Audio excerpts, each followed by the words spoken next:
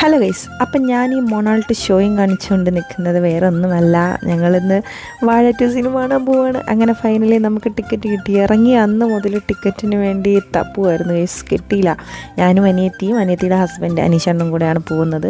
അങ്ങനെ രാത്രിയിലത്തെ ഷോയിലാണ് കേട്ടോ പോകുന്നത്. അവിടെ എത്തിയതും ഷോ തുടങ്ങിയതും ഒരുമിച്ചായിരുന്നു. എവിടെ പോയാലും ഞാൻ ലേറ്റായിട്ട് എത്തുള്ളൂ, അതുപോലെ തന്നെ ഇവിടെയും. അങ്ങനെ നേരത്തെ എത്തിയൊരു ചരിത്രം എൻ്റെ ഇതിലില്ല.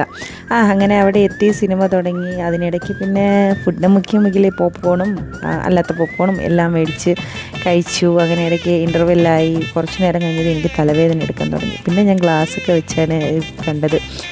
എന്താണെന്നറിയില്ല, ഉറക്കൊഴിഞ്ഞിരുന്നാൽ എനിക്ക് മൈഗ്രെയിൻ വരും, അത് വേറൊരു പ്രശ്നം. അങ്ങനെ സിനിമയെ പറ്റി പറയുകയാണെങ്കിൽ ഒരു രക്ഷയില്ലായിരുന്നു. അടിപൊളി സിനിമയായിരുന്നു. ഇതുവരെയും കാണാത്തവരാണെങ്കിൽ പോയി കാണണം കേട്ടോ. പിന്നെ ഒന്നും പറയേണ്ട ആവശ്യമില്ലല്ലോ, ഒട്ടുമിക്ക പേരും കണ്ടു കാണുമെന്ന് വിചാരിക്കണു. കാരണം അത്രയും അടിപൊളിയായിട്ടുള്ളൊരു ഫാമിലി ഓറിയൻറ്റഡ് ആയിട്ടുള്ളൊരു ഫിലിമാണ് കേട്ടോ.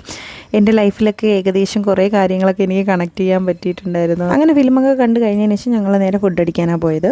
പൊറോട്ടയും ബീഫും ചിക്കൻ ഫ്രൈയും ഒക്കെയാണ് കേട്ടോ കഴിച്ചത്. അതിൻ്റെ കൂടെ ഒരു മുഹബത്ത് കാ സർബത്തും കൂടെ കുടിച്ചു. അത് കൊള്ളത്തില്ലായിരുന്നു, ബാക്കി ഫുഡൊക്കെ കൊള്ളായിരുന്നു. അപ്പോൾ ഇത്രയ്ക്കുള്ള ഇന്നത്തെ വിശേഷം. Tata bye bye, see U.